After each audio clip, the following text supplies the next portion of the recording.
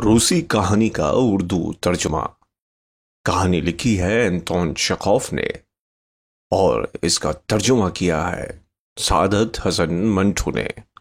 मैं हूं आपके साथ फैसल सईद जरगाम।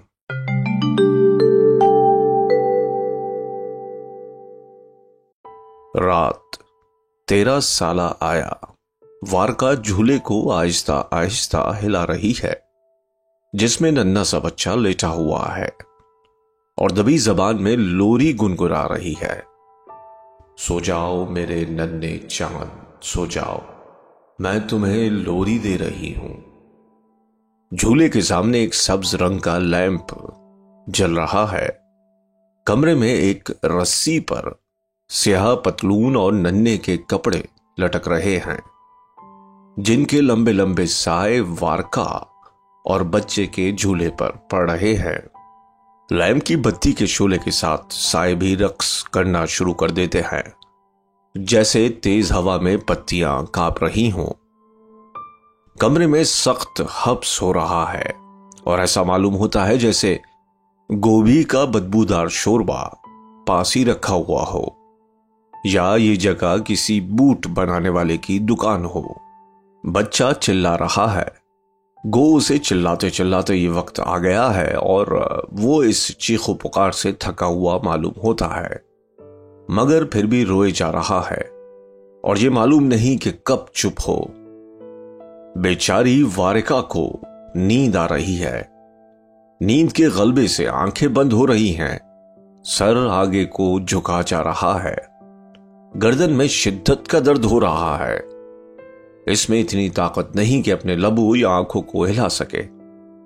उसे ऐसा मालूम हो रहा है कि इसका कासाए सर खुश्क चोप से तराशा हुआ है और सुकड़कर सुई के सिरे बराबर रह गया है। सो जाओ मेरे नन्हे चांद, सो जाओ, वो बराबर गुनगुना रही है।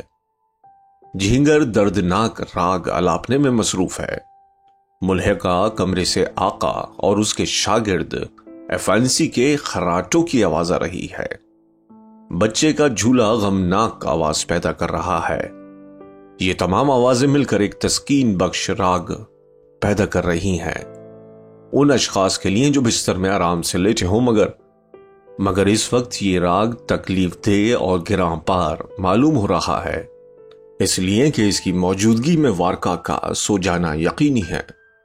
और अगर वारका खुदा ना करे सो जाए तो उसका आका और मालिका उसे खूब मारपीट करे। लैंप की बत्ती कांपने लगती है।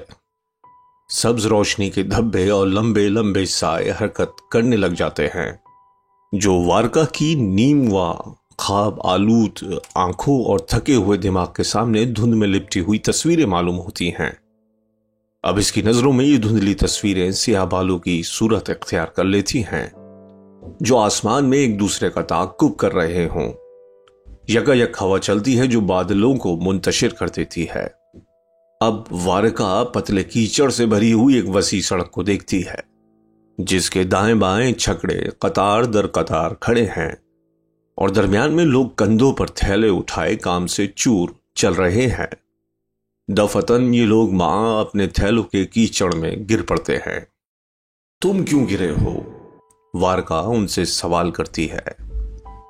वो जवाब देते हैं, सोने के लिए।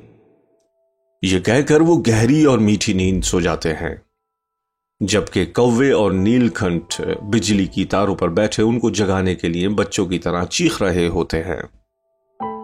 सो जाओ मेरे नन्हे चांद, सो जाओ, वारिका गुनगुनाती और अपने आप को एक तंगोतार झोपड़ी में पाती है जहां उसका मरहूम बाप दर्द की वजह से जमीन पर लेट रहा है।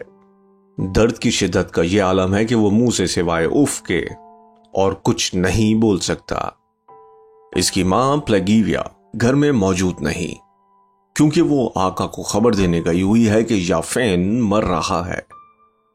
उसको गए हुए एक अरसा गुजर चुका है। हालांकि इस वक्त तक उसे वापस आ जाना चाहिए।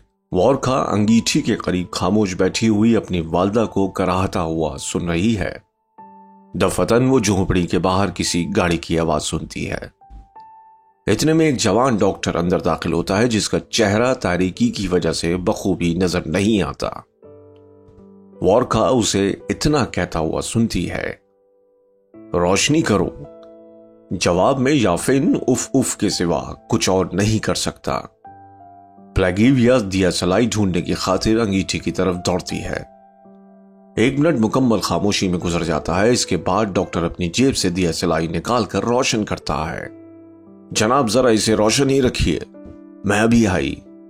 ये कहती हुई प्लेगिविया झोंपड़ी के बाहर दौड़कर मोमबत्ती का एक छोटा सा टुकड़ा लाती है। याफीन के रुखसार सुर्ख हो रहे हैं और उसकी आंखें गैर मामूली तौर पर चमक रही हैं, जैसे वो झोंपड़ी और डॉक्टर को चीरती हुई किसी मोहूम चीज का मुताला कर रही हो। मियां क्या सोच रहे हो? कब से ये तकलीफ है तुम्हें? डॉक्टर उसकी तरफ झुकते हुए कहता है, जनाब मैं मर रहा हूं, मेरा वक्त करीब आ गया है हुजूर। थोड़े अरसे के बाद मैं इस दुनिया से रुखसत होने वाला हूं। बेहुदा बातें मत करो, हम तुम्हें सेहतयाब करेंगे। इस इनायत के लिए हम गरीब शुक्रगुजार हैं जनाब। मालूम होता है जब मौत आती है तो फिर उससे बचना। डॉक्टर याफीन निस्फ घंटे मुआयना करने के बाद कहता है, मामला मेरी मदद से बाहर है। तुम्हारे लिए जरूरी है कि तुम किसी अस्पताल चले जाओ, वहीं पर तुम्हारा इलाज हो सकता है। बस जल्दी जाओ, बहुत देर हो चुकी है और अस्पताल वाले सो रहे होंगे। मगर इसकी कोई परवाह नहीं, मैं तुम्हें एक रुक्का लिख देता हूं, सुनते हो या नहीं? मेहरबान जनाब, वो इतनी दूर पैदल किस तरह जाए? हमारे पास कोई घोड़ा नहीं। प्लेगिविया नौजवान डॉक्टर को मुखातिब करते हुए कहती है, फिक्र मत करो, मैं तुम्हारे आका से कह देता हूं, वो तुम्हें घोड़ा मुहैया कर देगा। डॉक्टर रुखसत हो जाता है, मोमबत्ती भी रुखसत हो जाती है और फिर वही उफ उफ की आवाज शुरू हो जाती है। कोई निस्फ घंटे के करीब झोपड़ी के बाहर कोई गाड़ी ठहरती है। ये गाड़ी छकड़ा था जो याफैन को अस्पताल ले जाने के लिए उसके आका ने भेजा था। याफैन तैयार होकर चला जाता है। अब दिन चढ़ आया है। प्लेगिविया घर पर नहीं, क्योंकि वो याफैन की खबर लेने के लिए अस्पताल गई हुई है। किसी जगह बच्चे के चिल्लाने की आवाज आ रही है और वॉरका किसी को अपनी आवाज में ही गुनगुनाता हुआ सुनती है, सो जाओ मेरे नन्हे चांद सो जाओ। इतने में प्लेगिविया वापस आती है और अपनी छाती पर सलीब का निशान बनाते हुए तभी जबान में कहती है, डॉक्टर ने उसे रात तक के लिए तो अच्छा कर दिया, मगर सुबह के वक्त उसने अपनी रूह खुदा के हवाले कर दी। खुदा उसकी रूह को चैन बख्शे। वो कहते हैं कि उसे बहुत देर बाद अस्पताल लाया गया, इसलिए चाहिए था कि वो पहले ही वहां चला जाता। वारका ये सुनते ही दीवानावार सड़क पर चिल्लाना शुरू कर देती है, मगर दफतन कोई शख्स उसके सर पर ऐसी जर्ब लगाता है कि उसकी पेशानी एक दरख्त के तने से टकराती है। आंख उठाकर देखती है तो सामने उसे अपना आका यानी पापोश साज नजर आता है। नाबकार, बच्चा चिल्ला रहा है और तुम गहरी नींद सो रही हो। पापोश साज वारका को सर पर थप्पड़ मारता हुआ कहता है। वारका सर को जुम्बिश देकर झूला हिलाना और लोरी देना शुरू कर देती है। कमरे में रोशनी के धब्बे और कपड़ों के साए कांपते हैं और वारका की तरफ देखते हुए सर हिलाते मालूम होते हैं। थोड़ी देर बाद सब चीजें फिर वारका के दिमाग पर काबू पा लेती है। अब फिर वो कीचड़ से भरी हुई सड़क देखती है जिसमें थैलों वाले शख्स गहरी नींद सो रहे हैं।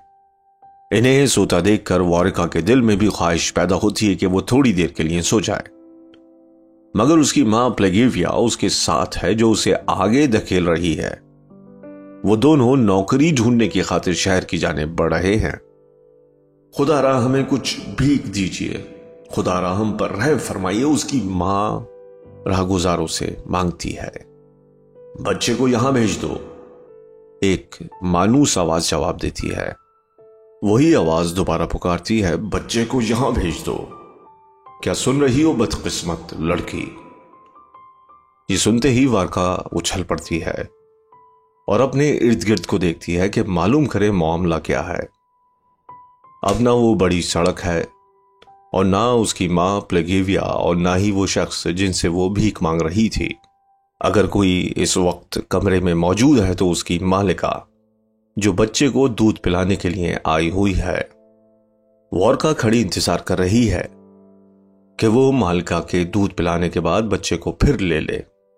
खिड़कियों से बाहर धुंधली सी रोशनी नजर आ रही है।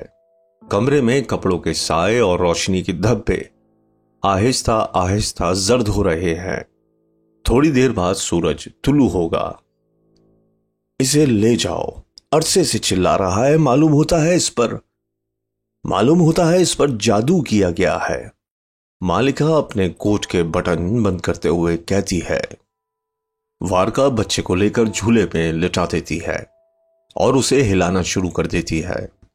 रोशनी के धब्बे और साए करीबन करीबन गायब हो चुके हैं। अब कमरे में कोई ऐसी चीज मौजूद नहीं जो उसके दिमाग और आंखों पर असर पजीर हो सके, मगर फिर भी पहले की तरह सोना चाहती है। वारका अपना सर झूले के किनारे रखकर कोशिश करती है कि किसी न किसी तरह नींद पर गलबा पाले, मगर बेसूद। उसकी आंखें मली जा रही हैं और सर बदस्तूर भारी हो रहा है।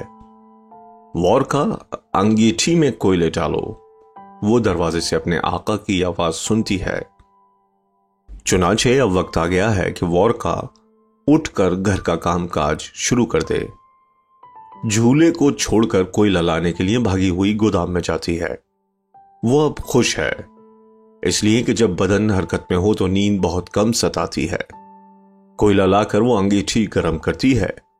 अब उसे महसूस होता है कि उसका चोबी चेहरा फिर जिंदगी इख्तियार कर रहा है और ख्यालात आहिस्ता आहिस्ता साफ हो रहे हैं। वारका, समवार गर्म करो, उसकी मालका चिल्लाती है। इस पर वारका लकड़ी को छोटे छोटे टुकड़ों में काटती है और अभी इन्हें जलाने नहीं पाई होती कि एक ताजा हुक्म सुनती है। वारका, अपने आका के बड़े बूट साफ करो।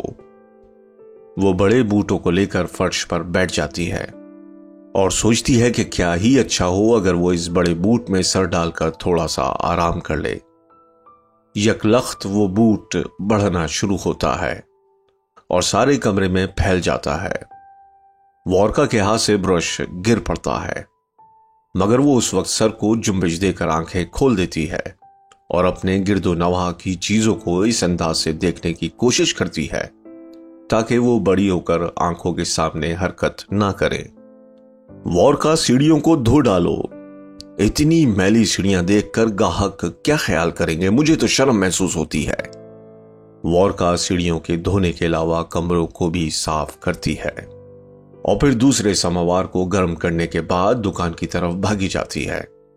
उसे वहां बहुत काम करने हैं, इसलिए वो एक लम्हा भी जाया नहीं कर सकती।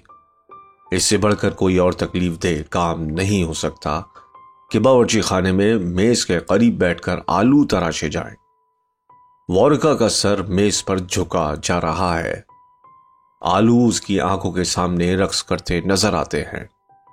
चाकू उसके हाथों से फिसल जाता है। उसके कानों में मालिका की आवाज गूंज रही होती है, जो उसके करीब कमीज को कोहनियों तक चढ़ाए बुलंद आवाज में बातें कर रही होती है।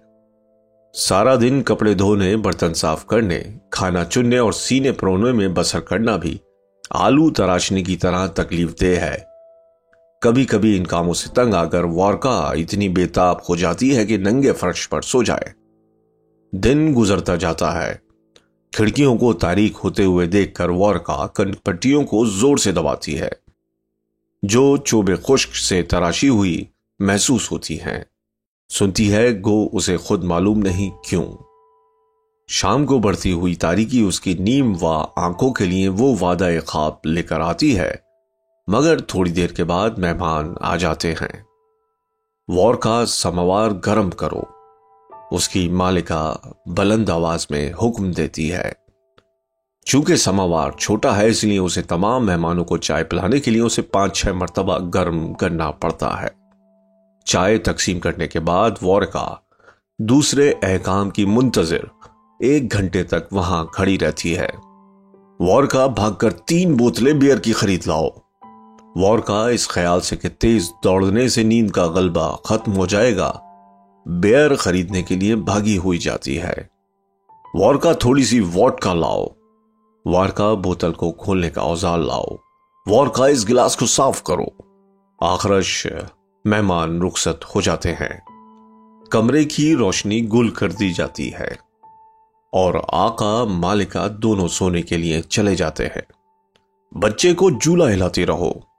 वॉरका आखिरी हुक्म सुनती है। अंगीठी में झींगर दर्दनाक राग अलापते हैं।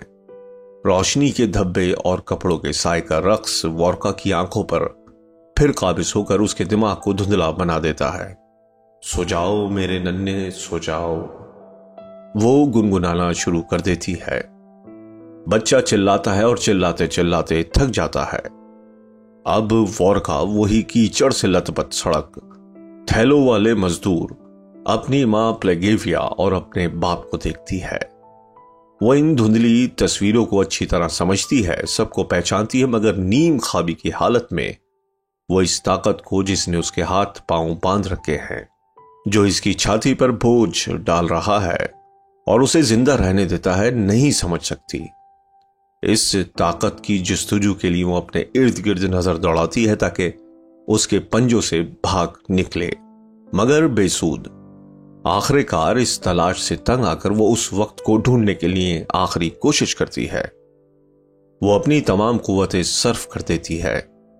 रोशनी के रक्सां धब्बों और कपड़ों के मुतहर्रिक साए पर नजर दौड़ाने के बाद उस दुश्मन को पा लेती है जो इसकी जिंदगी में सद्दे राह हो रहा है। वो दुश्मन बच्चा था। वो हंसती है इस ख्याल से कि ऐसा आसान मुअम्मा का हल वो इससे पहले न कर सकी।